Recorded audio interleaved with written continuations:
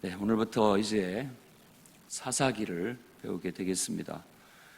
1장부터 21장으로 구성되어져 있는 이야기인데, 여호수아가 모세가 죽은 후에라고 시작한 것처럼 이 사사기는 여호수아가 죽은 후에라고 얘기합니다. 그러니까 모세가 죽은 후에는 여호수아라는 지도자가 있어서 그나마 큰 문제가 없었다고 볼 수 있습니다.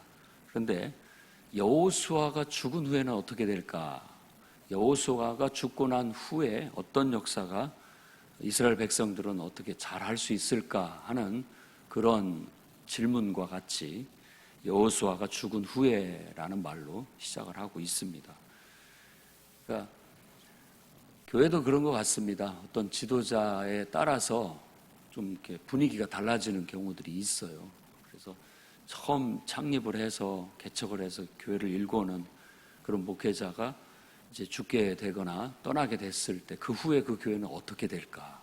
사람들이 이제 동요하게 되기도 하고 또 공동체가 약해지기도 하고 또 정반대로 더 크게 발전해서 성장할 수도 있고 하는 그런 가능성은 얼마든지 있습니다. 그런데 사사기는 여호수아가 죽은 후 그리고 또 출애굽의 역사를 통하여 하나님의 올라오신 그런 능력들을 본 사람들이 다 죽은 후에 그들이 하나님을 서서히 잊어가게 되었다라는 그런 내용을 배경으로 삼고 있습니다.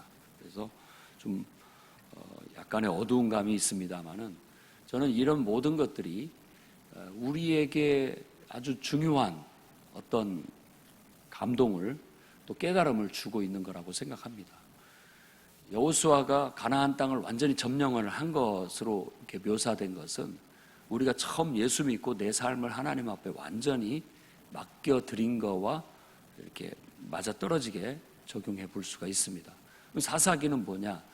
실제로 내가 예수를 믿고 내 삶을 하나님 앞에 다 드렸다라고 했지만 구체적인 면에 들어가 보면 아직도 하나님의 뜻에 내가 온전히 굴복하지 못하는 부분들이 많이 드러나게 된다라는 그런 연약함을 경험하게 되는 거예요.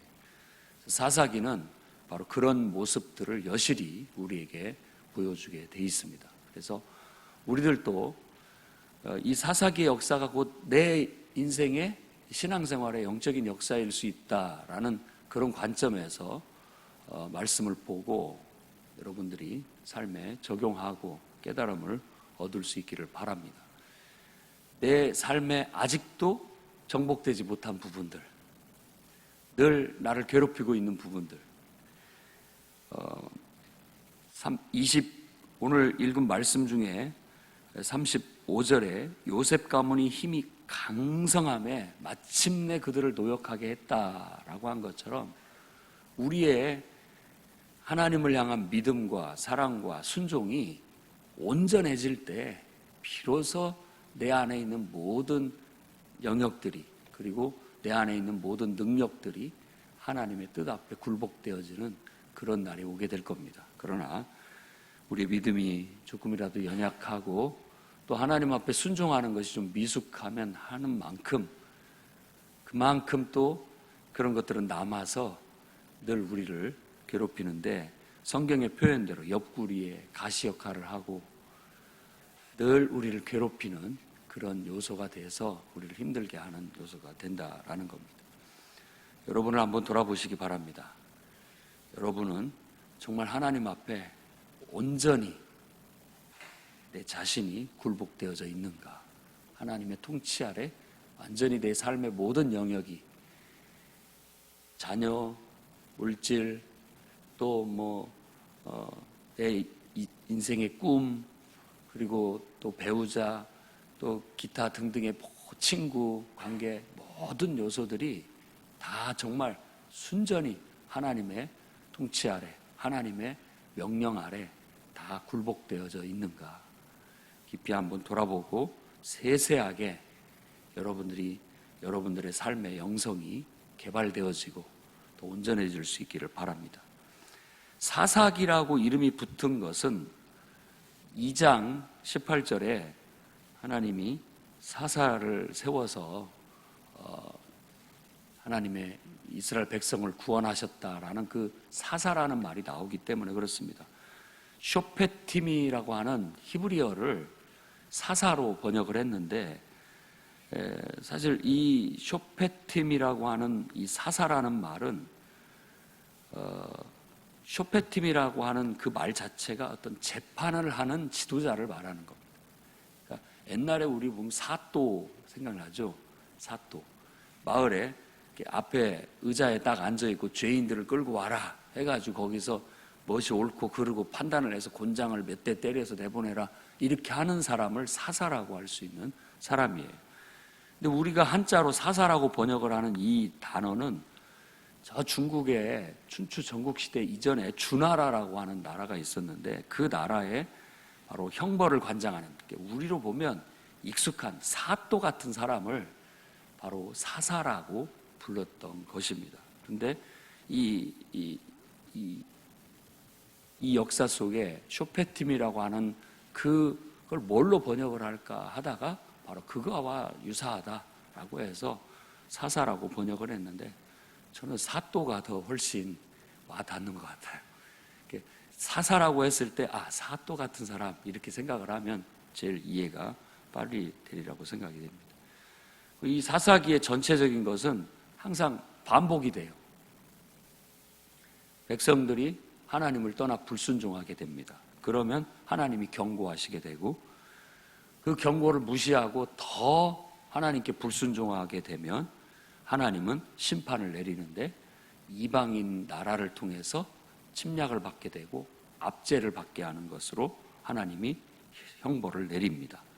그러면 그것 때문에 너무 고통스러워 백성들이 하나님께 부르짖고 하나님을 찾게 되면, 그때 사사를 일으켜서, 지도자를 일으켜서 그 백성을 그 고통 속에서 구원해 주게 됩니다. 압제에서 벗어나서 비로소 평온이 찾아오게 됐다라고 그렇게 얘기를 하고, 다시 또 그 평온한 시간이 흘러가면서 다시 또 불순종하게 되고 똑같은 반복이 또 이루어집니다. 그것의 연속이라고 보면 됩니다. 어쩌면 우리들의 하나님을 섬기는 신앙의 굴곡,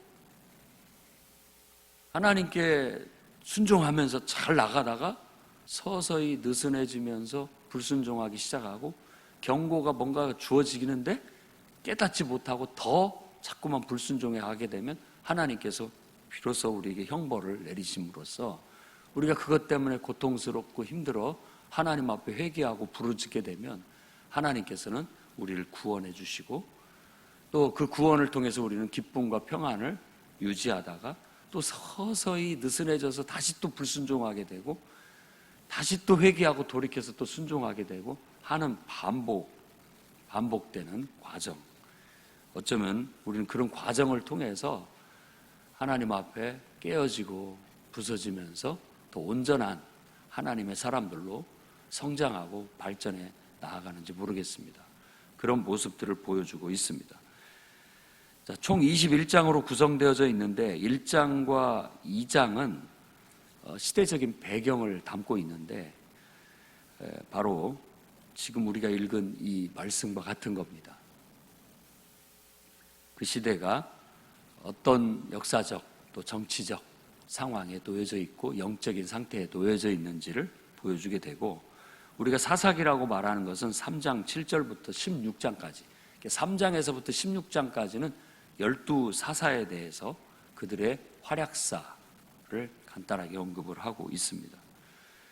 마치 사사들의 활동은 옛날 우리 읽었던 수호지 같은 영웅들의 이야기인 거예요. 수호지 같은. 그리고 17장과 18장은 미가와 단지파가 왜 저 북쪽으로 올라가게 되었는지, 제일 끝단 북쪽으로 올라가게 되었는지에 대한 이야기, 그리고 19장에서 21장은 베냐민 지파의 몰락에 대해서, 왜 베냐민 지파가 가장 약한 지파가 되게 되었는지에 대한 일화를 담고 있습니다. 가만히 보면 이게 서서히 이 영적인 어떤 수준이 떨어져 가게 된다는 거예요. 처음에는 금 같은 믿음을 갖고 있었다면 서서히 은이 되든가, 그 다음에는 은 같은 믿음도 그나마 괜찮다 싶었더니 동이 돼버리고, 동도 그나마 괜찮다 싶었는데 철이 돼버리고, 나중에는 흙이 돼버리는 거예요. 그러니까 서서히 신앙의 질이 이렇게 느슨해지기 시작하면서 서서히 나빠지게 돼서 결국은 사람은 어쩔 수 없구나, 왕이 세워져야 된다라는, 가만히 두니까 사람이 계속 퇴보하는 거예요. 누군가가 나서서 강하게 확 휘어잡아서 통치를 해야만이 유지될 수 있다라는 필요성을 필요악처럼 그렇게 안게 된다라는 과제를 제시하면서 사무엘상이 이제 펼쳐져야 될 배경을 형성하게 되는 겁니다. 오늘 말씀은 이제 그 배경되는 역사를 앞에 여호수아서에서 나와 있는 것을 반복하듯이 얘기를 하고 있습니다. 누가 먼저 올라갑니까? 라고 말하는 것에 따라서 유다라는 가문이 가장 힘이 세다는 걸 보여줍니다. 다른 의미는 크게 없습니다. 앞에 여호수아서에서 유다 지파가 특히 갈렙이 앞장서서 정복을 했던 것을 보면 이 갈렙이 이끄는 유다의 지파가 가장 힘도 세고 용맹하고 강성했다는 걸 알 수 있습니다.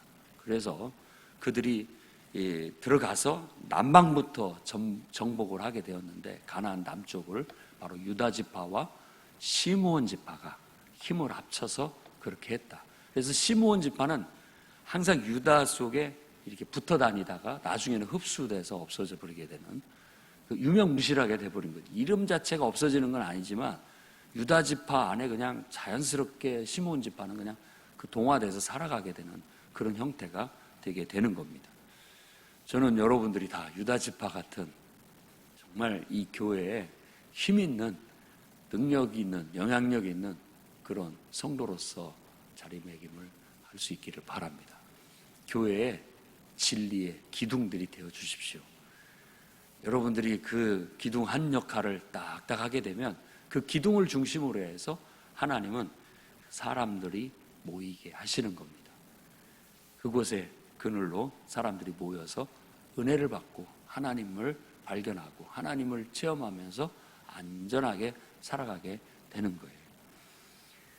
그 다음에 두 번째 강성한 지파가 22절에서 22절부터 얘기하는 요셉 가문이 두 번째 강성한 것 같습니다. 그래서 요셉 가문도 두 번째 요셉 가문이라고 얘기하면서 에브라임과 므낫세 지파로 이루어진 이 요셉 가문이 북방의 중심을 이룹니다.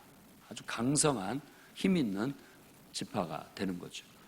그래서 남으로는 유다 지파가, 북으로는 이 요셉 지파가 주축이 되어서 크게 이 가나안 땅을 남과 북으로 정복하게 되었다라는 역사적, 정치적 배경을 얘기하고 있고, 그 다음에 나머지들은 므낫세, 에브라임, 스불론, 아셀, 납달리, 단을 27절부터 쭉 얘기를 하는데 다 미정복지만을 얘기하고 있습니다.